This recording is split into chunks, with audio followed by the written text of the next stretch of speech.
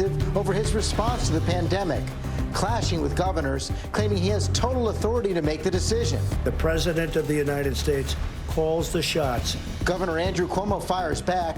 New York now teaming up with 6 other states to coordinate getting back to business. Do it slowly and do it intelligently. West Coast states announced they'll do the same as others like Massachusetts wait for the worst. And the big question as some countries overseas look to reopen, could ending lockdowns too soon cause a second wave? Picking up the pieces, hundreds of thousands without power in the middle of the pandemic after those storms tore across the south to the northeast. More than 50 reported tornadoes, at least 33 people killed. Winds peeling the roof off this sports complex and shutting down outdoor coronavirus testing sites. Is this the golden ticket? Could antibody tests help get Americans back to work? ABC News is there as the initial tests are rolled out to first responders, as one of the largest cities in the country is now reconsidering the so-called immunity passports. GMA exclusive. Tony-nominated Broadway star Nick Cordero hospitalized for COVID-19, fighting for his life.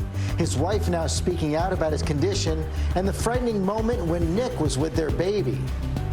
Sounding the alarm, we hear from Oprah. None of us have ever seen anything like this before. About the high death toll of coronavirus in communities of color. What I do know is that there is a way to connect to the community in such a way and using people stop and pay attention to. And what she says needs to be done now. And born in the USA, how the boss is giving back.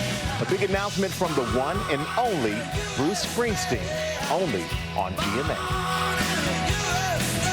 Live in Times Square, this is Good Morning America.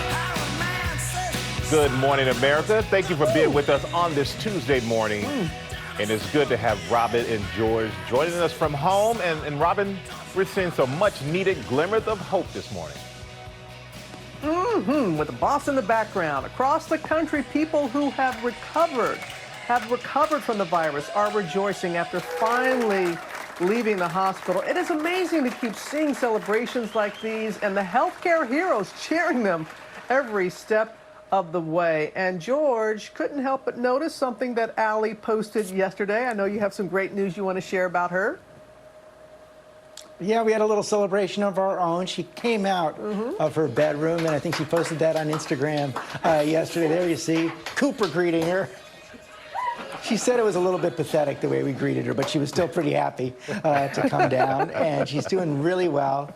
Right now, you know, just taking it slow, one day at a time, trying not to overdo it, but feeling so much better. I guess we're heading into the 6th day now with no fever, so things are looking great for her. She's going to be careful going forward. I feel great. I feel totally fine. Good. Hope it's going to continue. And we actually have some sun here today, so it's nice. That helps.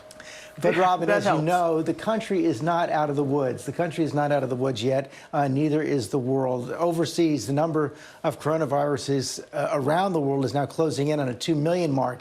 And here in the United States, more than 580,000 cases, over 23,000 deaths.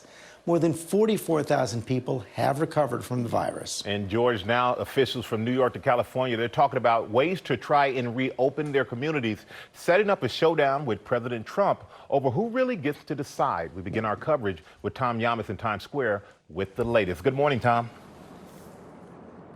Michael, good morning to you. Here in New York, Times Square is still very quiet, but now there is real talk of slowly reopening this city, this state, and this region. Now, Governor Andrew Cuomo says it's a delicate dance. The worst is over, but we have to monitor cases. This as there is now a new and clear turf war going on. This morning, as America tries to get the upper hand on the coronavirus, there's a new battle brewing. The president taking on some governors over who has the authority to reopen the nation. The President of the United States has the authority to do what the President has the authority to do, which is very powerful. The President of the United States calls the shots. Overnight, New York Governor Andrew Cuomo firing back. The president doesn't have total authority. We have a constitution. We don't have a king. We have an elected president. At issue, when to roll back restrictions to get the economy moving as New York and other states see hospitalization rates go down. You'll start to open that valve on the economic activity, and you'll turn that valve very slowly, reopening the economy, more essential workers. Do it carefully, do it slowly, and do it intelligently. New York teaming up with 6 neighboring states, coordinating efforts on ways on how to open businesses. California, Oregon, and Washington announcing they're going to do the same. But other states like Massachusetts still worried they haven't hit their peak yet. I really don't want people to start to think today that this is over. I want people to realize that today is the beginning of what we expect is going to be a very difficult period. But stories of hope are emerging.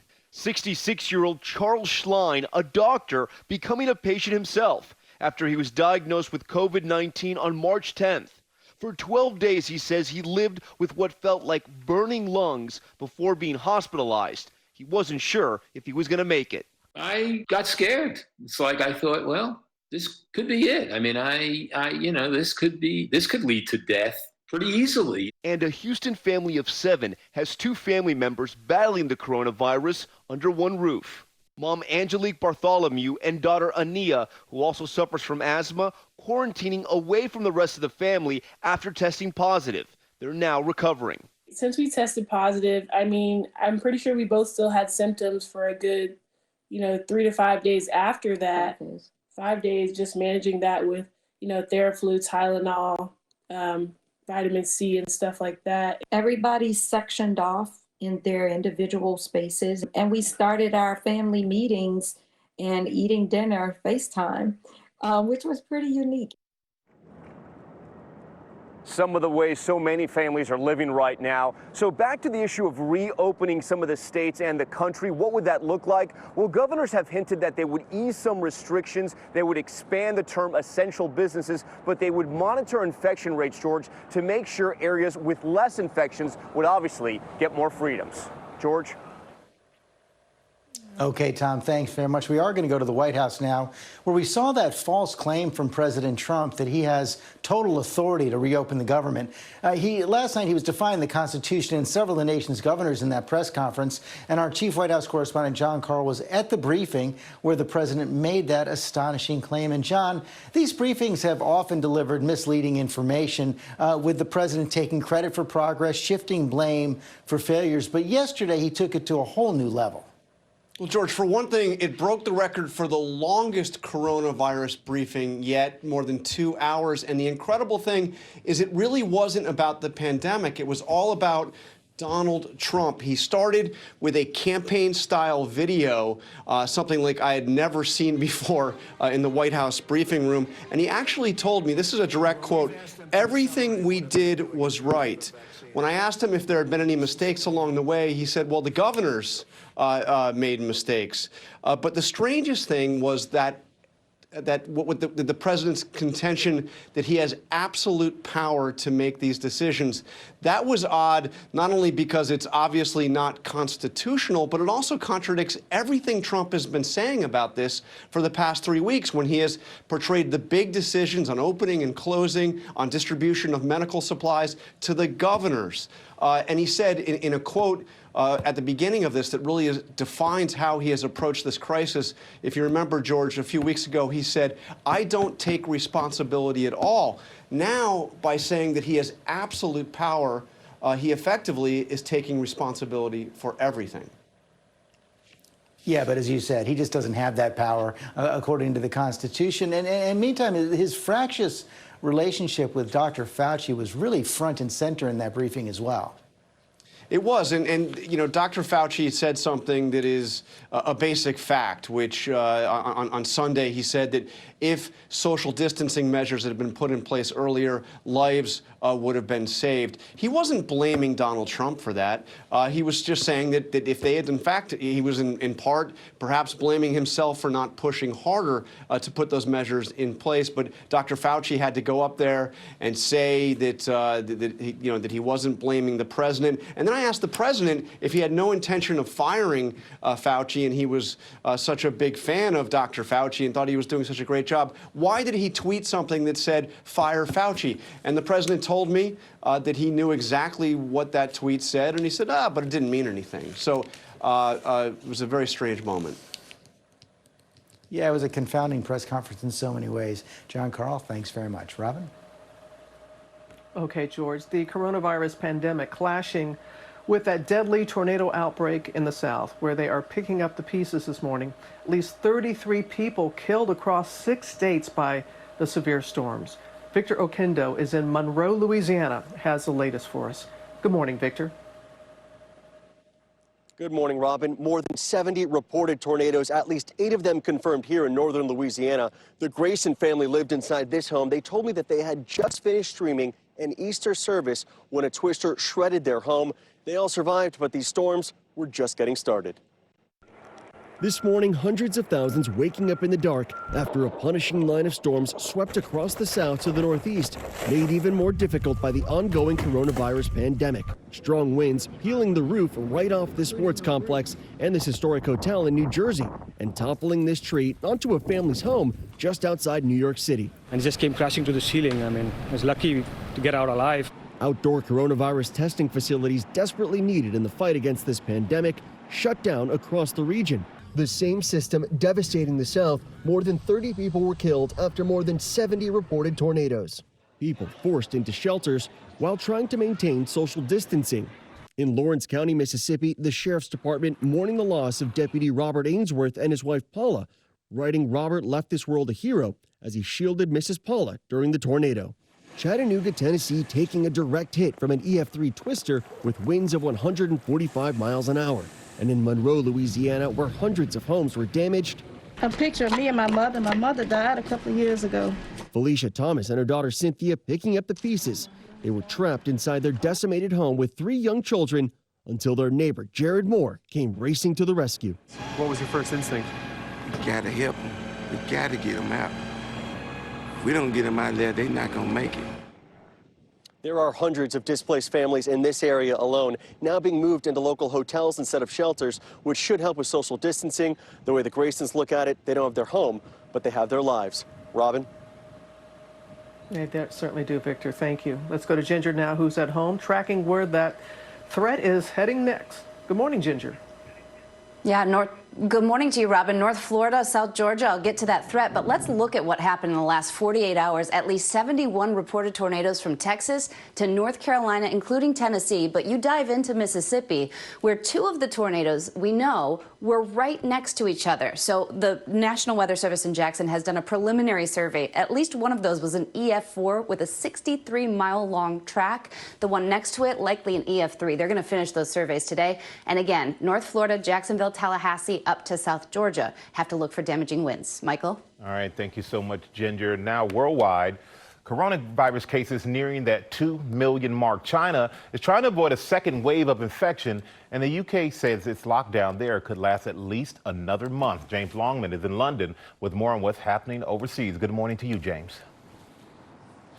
Yeah, good morning, Michael. Everyone is, of course, eager to get back to a normal life, but the fear and the possibility of a second wave is very real. Just days after reopening Wuhan, China is now scrambling to contain an outbreak on its northern border. Its biggest rise there in 6 weeks. Hundreds of new infections reported from returning Chinese nationals. The town concerned is now in lockdown. And in Europe, strategies are diverging. Spain is the country that's gone furthest in loosening restrictions, allowing those in manufacturing and construction to return to work. Austria and Italy are also opening thousands of smaller shops, although the stay-at-home order for most is still in place. But for France and for us here in the United Kingdom, full lockdown extensions have been announced. George? Okay, James, thanks very much. We have a reality check now on COVID-19 testing, one of the keys to getting life back to normal. Last night, Vice President Pence announced that the FDA may soon approve a new antibody test that he claims could be produced at the rate of 20 million tests a month. But right now, millions of Americans are just trying to get a simple coronavirus test to find out if they have the disease or not. Matt Gutman has the story. A nation on edge and millions anxious to get tested. Cars lined up by the hundreds at the Hard Rock Stadium in Florida Monday, reaching capacity by mid-morning.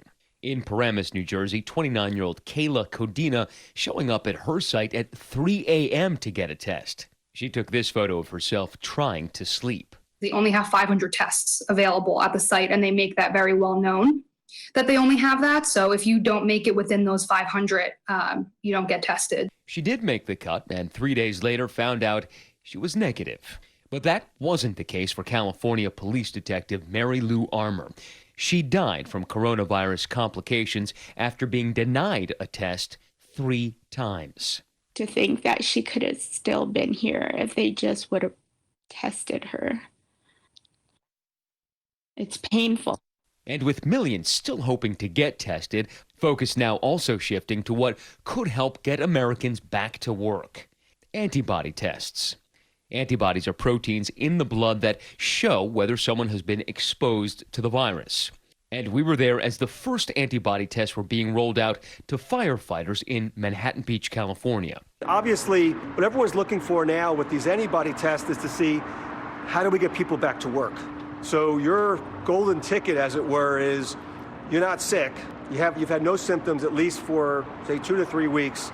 You get a serology test and you have positive IgG antibodies, you can go back to work. But overnight, the World Health Organization acknowledging it simply does not know whether antibodies are the golden ticket. It's one of the reasons the city of Los Angeles is reconsidering so-called immunity passports as it works towards reopening the nation's second largest city. We'll never get an economy going with just 5 or 10 or even 15% of the workforce. We have to find a way to get everybody back to work. And so that's what we're focused on right now.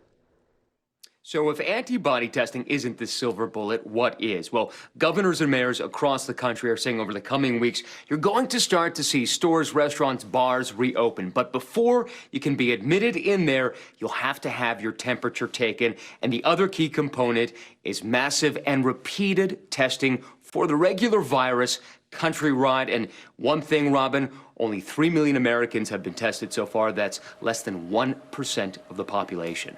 Robin. That's the issue right there. You're right about that, Matt. Thank you.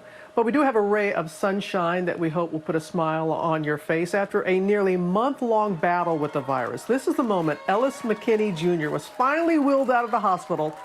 His son, a former football player at the University of Maryland, writing on Twitter, "This is hope. Hope that with tireless work from medical professionals, support and positivity from loved ones, and a prayer army, that this disease can be beaten. I believe that we will win," as Pitbull said to us yesterday, Michael.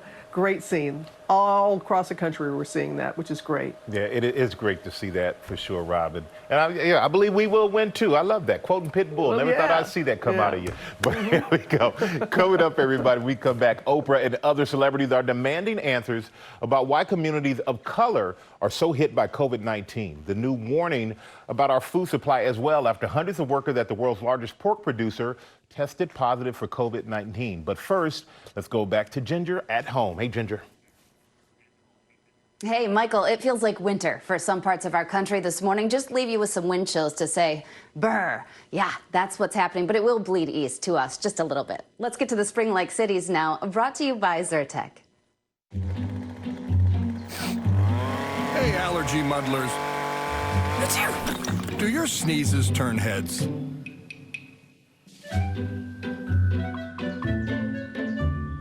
Try Zyrtec.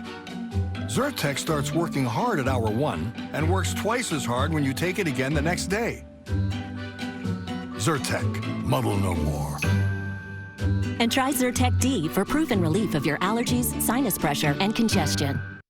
A much calmer day, but you're going to need the jacket today because temperatures down some 20 degrees. We're starting out in the upper 40s. Today's high 55 degrees. And then during the overnight period, we're going to see some rain showers, maybe even a few wet snow showers mixing in, just the sort we'll be talking about. Early tomorrow morning, we'll be at 42 degrees starting out, and then temperatures as we get into the afternoon hours tomorrow, just 55 degrees. A cooler pattern coming up with the next bigger weather maker at the end of the week and first part of the weekend.